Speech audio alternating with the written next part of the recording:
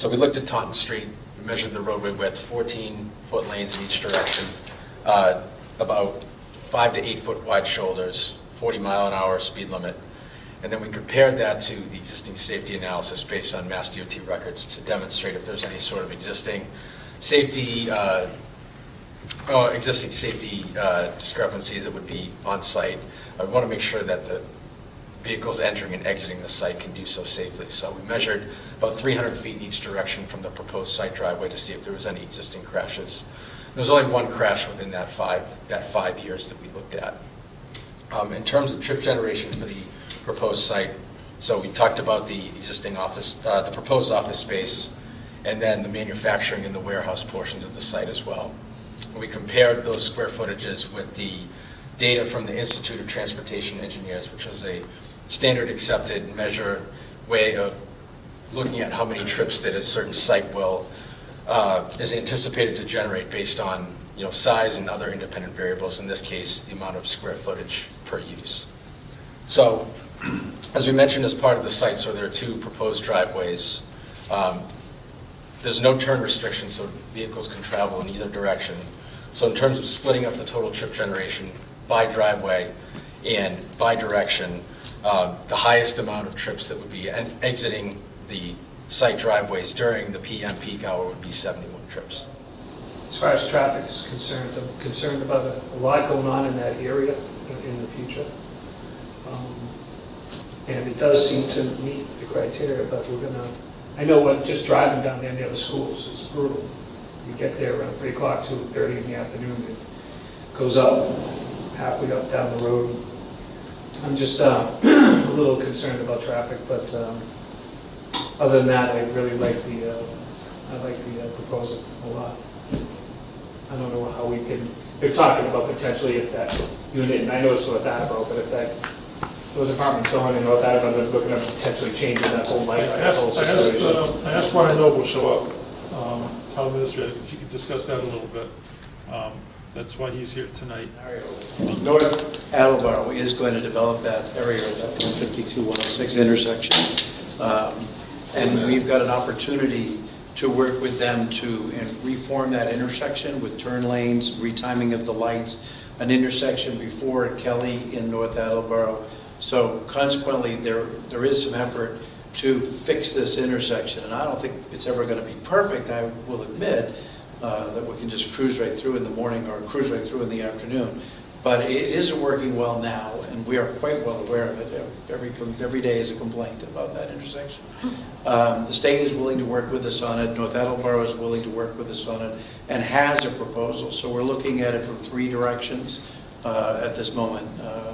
So I'm very well aware that the issue is that intersection, but as and Mr. Dupree is absolutely correct that the traffic is an issue, but something's going to happen in that property, so might as well know what it is that's going to occur. 57 years of residency and intersection, I know it well, and it's too damn small for all this congestion. Like Brian just elaborated on, we're going to have a 300 unit development over here, which is going to just lock everything up.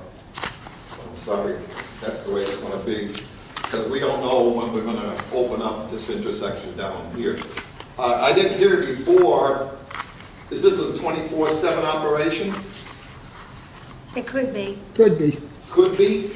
Okay. So when will we know if it's going to be? We are entitling this on a speculative basis. We don't know who the user would be at this point, but I would hope within the next 9 to 12 months we would know who that would be. How about noise penetration in the area in relation to coming and going of the trucks? Did we do a sound bite on any of that will be generated? And how about the lighting also? Is it going to be down lighting, up lighting, or what? We require downlighting. So Jack, Yeah, the site is right here, Jack. What? The site is right here. You can see on the screen where I'm pointing to. There's Yeah. woods all around it.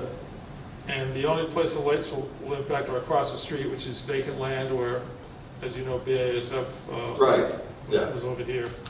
So you know, you're on a relatively busy street and you have woods all around you.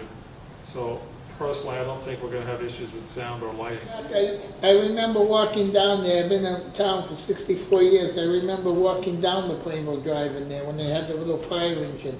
And the idea is, yes, you could walk from the house to Fernandes there and there was no traffic, but it's 2022. So when we get a chance to have a good opportunity like something like this, we can't say no to something that's so good like this, to take on a site that's been dormant for many, many years. I understand your point about the traffic, but we can't stop progress in our town because what the next town might do. I don't think that that's fair to a business. I don't think it's fair to a public. I can't base on what they're gonna do. All I can say is, when they do come, whoever's gonna be in those meetings better fight hard to make sure we get a traffic light, that's all. But I don't think it's fair to hold down, I know, I'm speaking though, Jack, so one moment. I said, I don't think it's fair to hold down a business coming in here because of what could happen somewhere else, because you never know, nothing might happen, or they could do something worse, I don't know. The traffic study that you did, I'm not sure what time of day you were doing it, but, and regarding the lack of accidents in that area, just go a little further south and those accident statistics go way up. There are constant accidents at 152 and 106. And that traffic backs up all the way up on 152. And I'd like you to really, really consider the impact of this project